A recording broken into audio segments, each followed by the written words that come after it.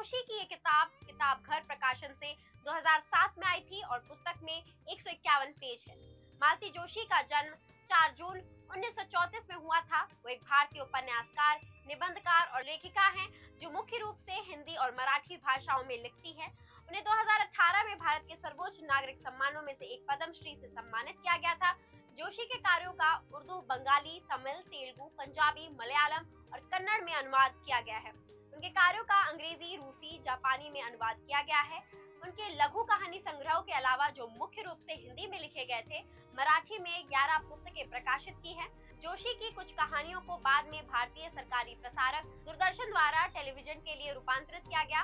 वे जया बच्चन द्वारा निर्मित television show 7 फेरे और गुलजार द्वारा निर्मित किरदार के भाग के रूप में प्रदर्शित हुए।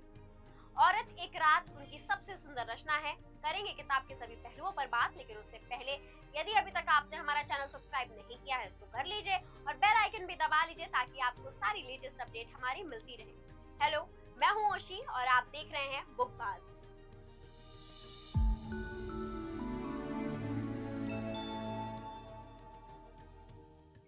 औरत एक रात है असल में 5-6 कहानियों का एक संग्रह है। औरत एक रात है नहीं, आप गलत क्यों कहेंगे? गलत तो उनको कहा है जो दीदी के अविवाहित रहने के लिए जिम्मेदार है। अपनी गलती छिपाने के लिए उन्होंने ये कहानी गढ़ ली है। ये घर की बात थी, घर में ही रह जाती तो अच्छा रहता, पर दीदी के बारे में ऐसा कुप्रचार हो और मैं चुप रह जाऊं, ये तो नहीं हो सकता। तो सुन लीजिए, दीदी शादी नहीं कर सकती क्योंकि छोटे भाई की पढ़ाई बाकी थी और बड़े भाई ने साफ इनकार कर दिया था। वह अनब्याही रह गई क्योंकि घर में बूढ़ी बीमार माँ थी और उन्हें देखने वाला कोई नहीं था।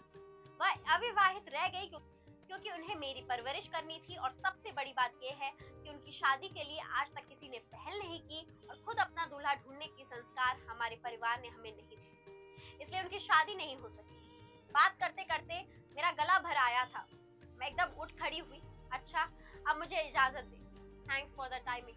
क्योंकि अरे बिटिया, चाय तो पीती जाओ, जज साहब की पत्नी बोली। गृहिणियों को हमेशा मेहमानों के खिलाने पिलाने की ही पड़ी रहती है और उन्हें बातों से कोई सरोकार नहीं होता। पर जज साहब मेरी बात समझ रहे थे। दोनों भाई मेरे साथ ही उठ खड़े हुए और मुझे छोड़ने बाहर तक आए। कुछ इस तरह से मालती जोशी ने संग्रह की कहानी अवसान एक स्वप्न का में लिखा है। मालती जोशी की भाषा सहज, सरल और संवेदनशील है। अपनी कहानियों में स्थानीय शब्दों के साथ अलंकृत शब्दावली का प्रयोग भी बहुत ही सहजता से किया है। भारतीय परिवारों की चहेती लेखिका मालती जोशी अपनी कहानियों से संवेदना का एक अलग संसार बुनती है, जिसमें हमारे आसपास के परिवार, उनका राग और परिवेश जीवंत होते हैं। उनकी कहानियां संवाद शैली में है, जिनमें जीवन की मार्मिक संवेदना, दैनिक क्रियाकलाप और वातावरण इस सुघड़ता से चित्रित हुए हैं कि कहानी मन के छोरों से होते हुए चलचित्र से गुजरती है। इतने की पाठक कथानक में वह उनसे एकाकार हो जाते हैं। हिंदी साहित्य जगत पर अमिट छाप छोड़ने वाली मालती जोशी की मराठी में भी 11 से अधिक पुस्तकें प्रकाशित हो चुकी हैं।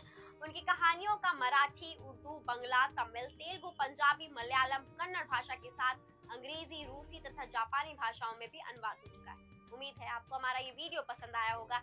ऐसी वीडियो देखने के लिए हमारे चैनल को अभी सब्सक्राइब करें। सायोनारा।